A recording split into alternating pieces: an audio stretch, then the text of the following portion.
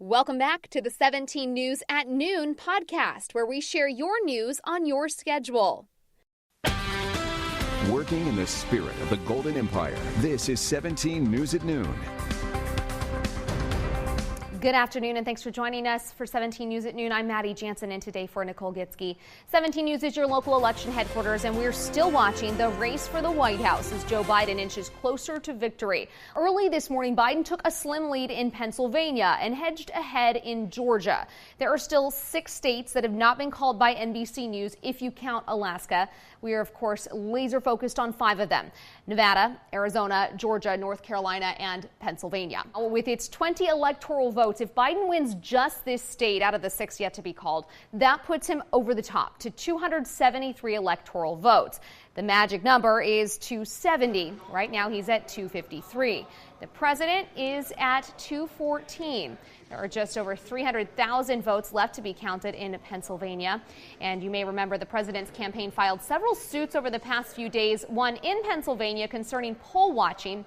What you're seeing right now here are those election workers being sworn in for another day of vote counting this morning. And yesterday, the president declared a victory when a Philadelphia court said that their poll watchers could stand much closer to the action. So they have been doing that.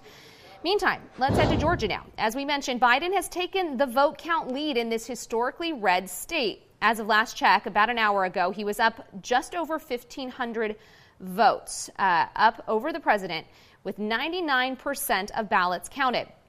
Due to this razor-thin margin, Georgia's Secretary of State, a Republican, says it is too close to call and there will be a recount in Georgia. That can't begin until after the initial count is certified, which could take up to 2 weeks.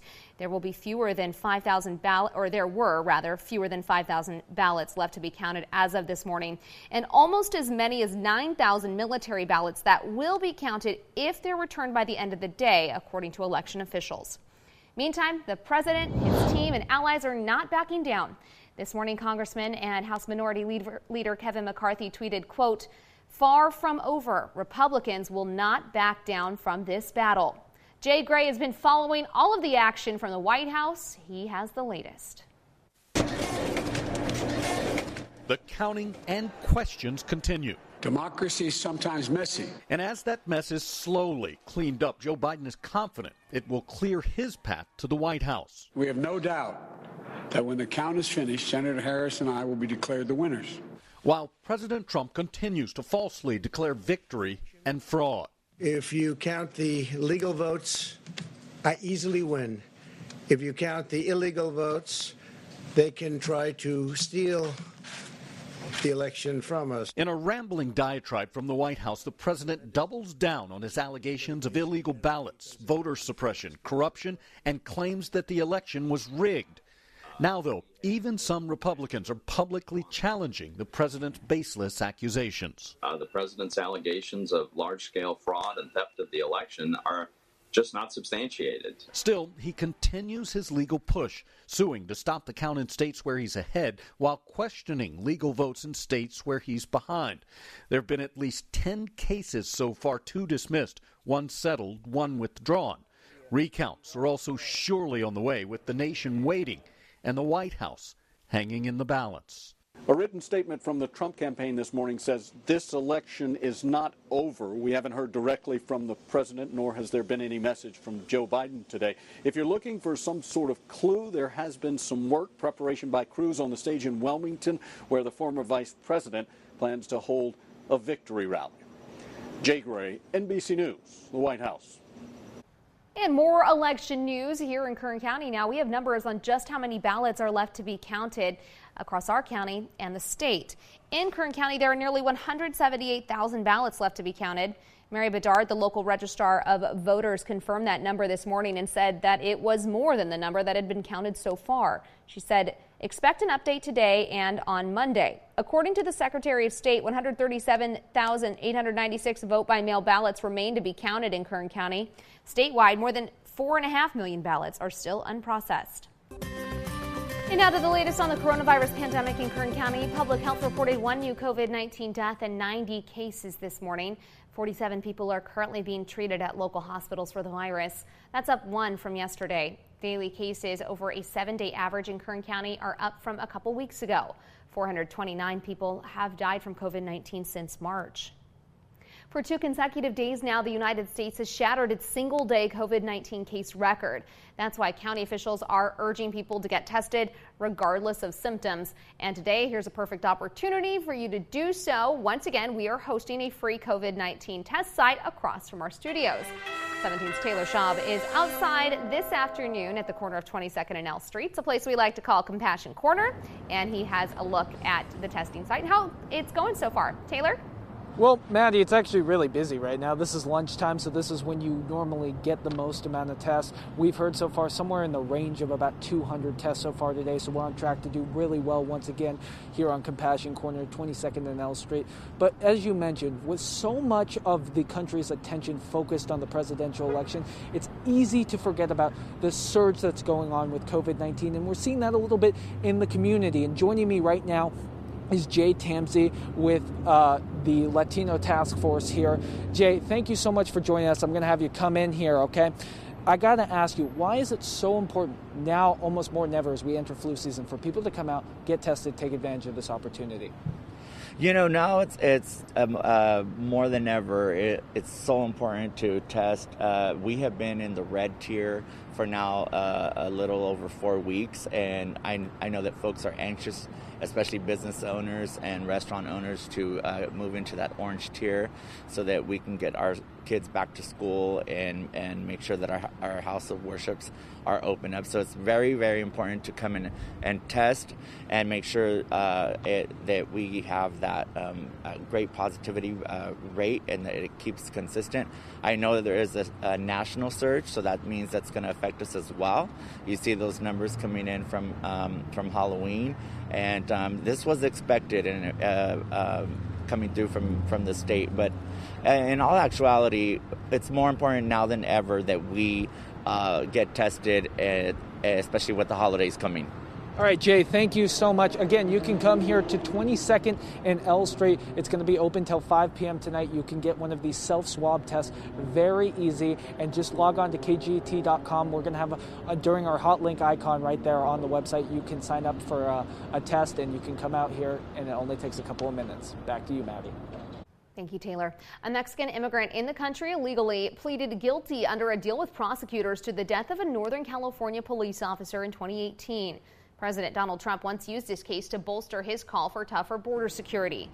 Paulo Virgin Mendoza admitted to fatally shooting Corporal Ronil Singh of the Newman Police Department during a traffic stop December 26th of 2018.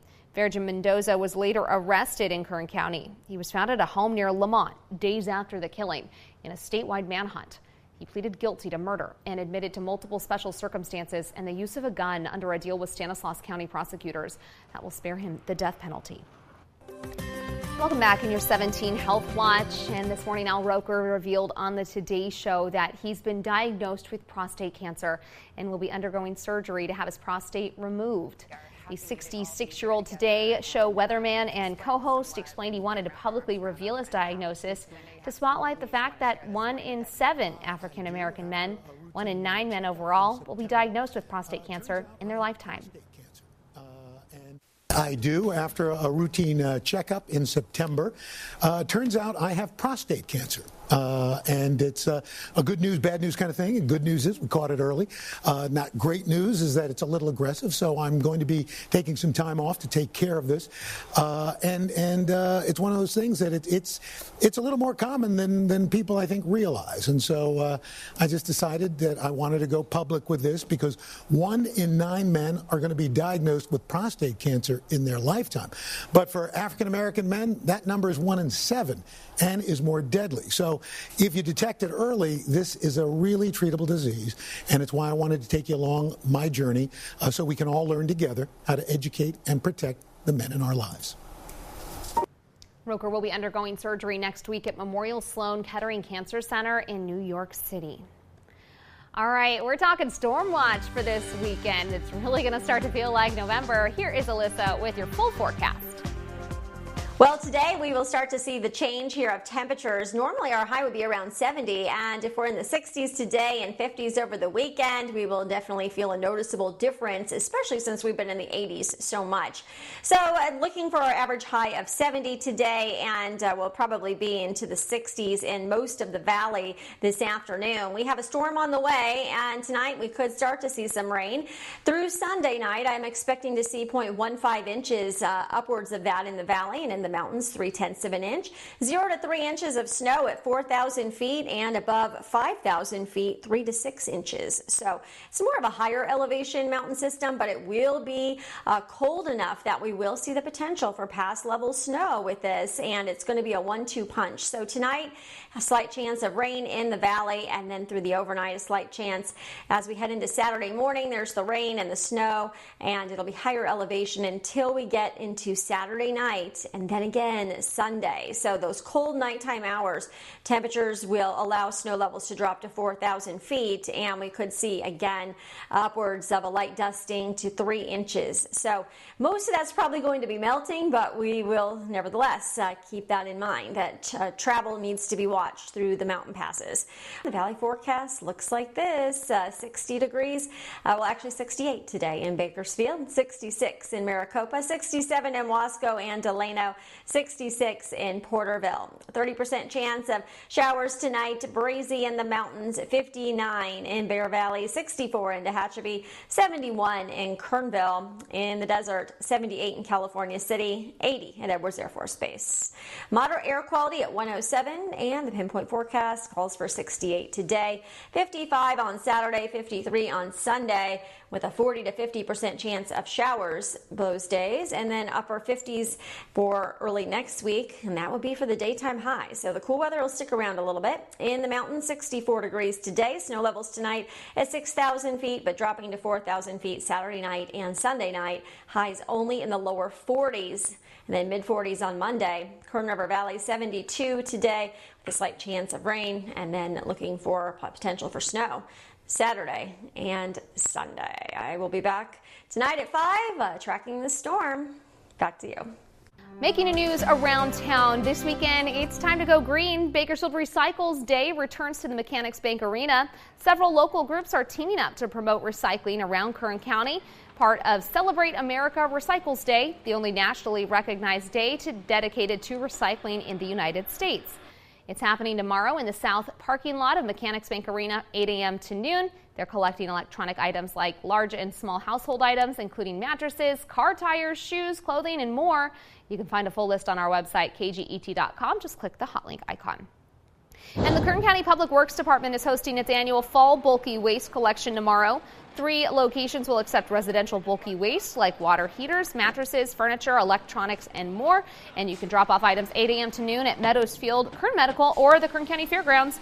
No commercial waste will be accepted. As Veteran Day approaches, there are several events to honor those who served, and one of them is happening tomorrow. A breakfast at American Legion Post 26 as they team up with the Kern Law Enforcement Association. Breakfast will be held tomorrow 7 to 10 at the Legion's headquarters on 2020 H Street. Veterans eat free. Everyone else, it'll be $5 for a full breakfast of pancakes, bacon, eggs, and a drink. For a full list of Veterans Day events this month, go to KGET.com. Working in the spirit of the Golden Empire, this is 17 News at Noon. The 17 News at Noon podcast is a production of KGET and Nexstar Media Group. For more on all of the headlines in today's show, head to KGET.com.